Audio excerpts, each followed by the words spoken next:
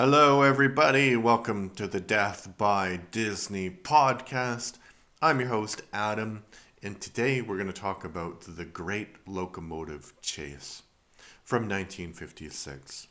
So, basically, the Great Locomotive Chase tells the story of a real thing that happened during the American Civil War, where some Northerners went down to the South and they stole a train, and the idea was to take the train back north and destroy the tracks along the way, because this was actually one of the first wars where um, trains became really important in the transportation of troops.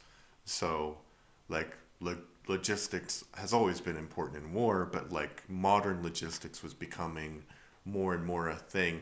And it's kind of crazy, actually, because we kind of think about the American Civil War to like be like so far in the past, and it's probably almost 140 years in the past, but it's the first modern war actually, like the industrial scale of the conflict and events like this.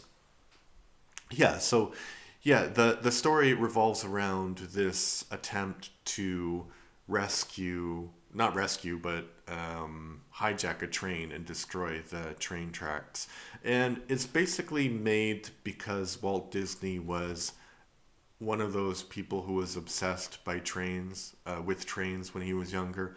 So that's the trivia about this film. So usually I give you my reviews of other people, and some trivia, but the all of the trivia about this film is connected to the fact that it is very accurate. So if you're interested in trains of that period, everything that you see is accurate to what people knew at the time about those trains, because at the time of the filming about those trains, because as I said, Disney was obsessed with that. The film is not a success artistically or commercially, but it was definitely a passion project of his. And usually I also give you reviews of other people just to get a kind of a balanced view, but there's not a lot of reviews, honestly, and most of them are generally positive. So, what did I think? I gave it 7 out of 10. It stars Fess Parker. If you don't know Fess Parker, he was Davy Crockett. So he was kind of like the Disney star at that time. Jeffrey Hunter and Jeff York. Jeff York was also in another Disney movie around this time, but I forget which one. I had a hard time finding this movie to watch. I finally found a very horrible version uploaded to YouTube. This version is missing the first part, and I think a few parts in the middle. It's hard to tell why this is missing from Disney Plus when there are far more problematic things in it, like I'm looking at you, Peter Pan. I think it's because this movie has never been very popular, at least in comparison to other Disney films. I'm sure there are problematic moments, but generally the story is quite a fascinating one. It's about a group of Union soldiers who steal a train during the Civil War and use it to destroy tracks and sabotage the Confederate war effort before ultimately being captured and I think actually hung in the movie. It's based on a true story. One thing I think a more modern version of the story should stay away from is this idea of the lost cause. The characters in the movie talk a lot about their ideals, but one thing is missing from the conversation: slavery, which is strange because there are scenes in which slaves are actually seen. The only nod to a slight difference of opinion between the two groups, that is the Northerners and the Southerners, is one scene where a Northerner steals something from a slave and then thinks about it and runs back and gives the slave some money. I won't recommend it unless you can find a better version, but I think it's definitely would be a story that could be made into an exciting and interesting movie. Yeah, I had a thought about that because I recorded this episode on the weekend again, but then the audio was bad, so I decided to re record it.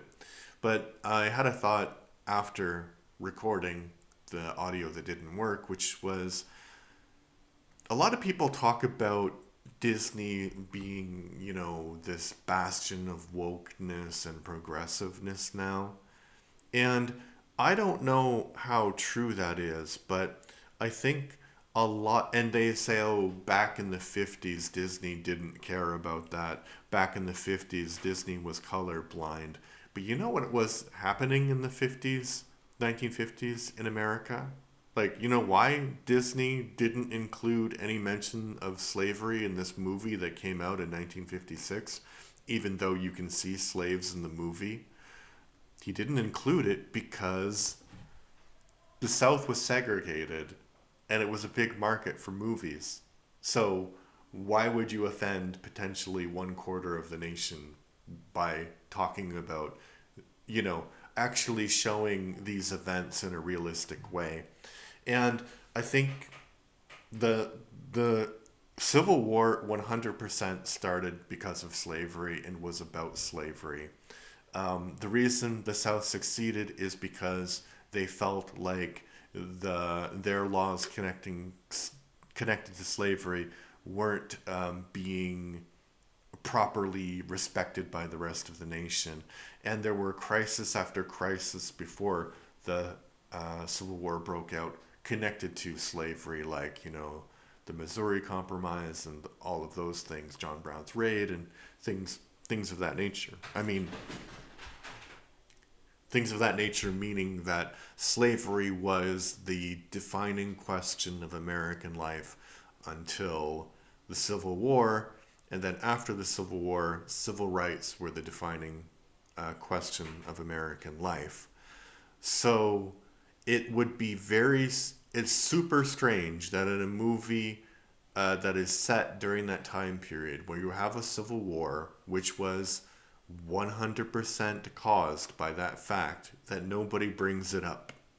You know, like I could understand that some Northerners weren't motivated by that. They were motivated by the fact that the South was trying to succeed and they thought that it was a traitorous thing for them to do.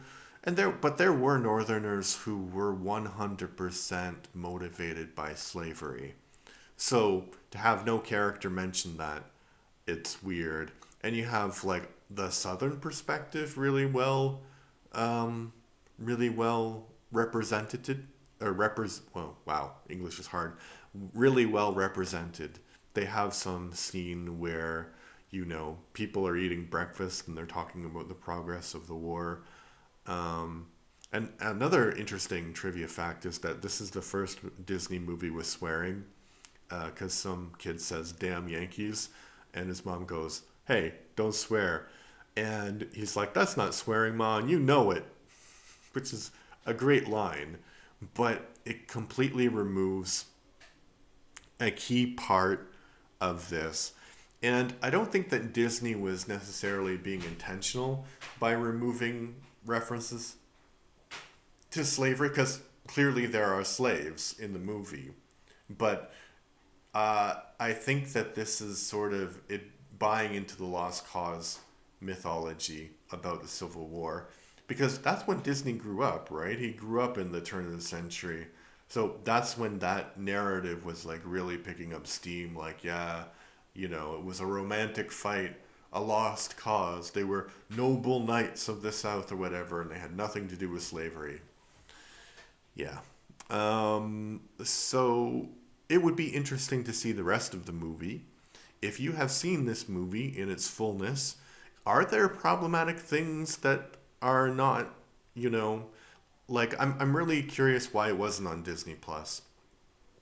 So if there are some problematic things where I don't know, in the beginning of the movie, maybe tell me, and that would be an explanation. So I'm curious about that. So leave a comment if you've watched it and tell me if there's anything other problematic in it, because I think it would make a really good modern movie. I don't think that it would be as accurate with the trains as it was, because actually one of the trains that they use is not the same train from the raid, because those two trains were in museums, but they did get a train that was in service at the same time uh, to portray the trains in the movie, because Walt Disney was obsessed with trains. So yeah, like it wouldn't be as good historically accurate, but I think you could connect it to the trains. But I think you could make it very very good movie. I don't think Disney could make that movie, but I think someone could make the movie. Uh, so yeah, that would be cool. And I don't know. I think probably the demographic that loves trains is probably underserved right now in American and international cinema. But what do you think? Should it be a remake? Let me know in the comments. Please like and subscribe, and thank you. Bye bye.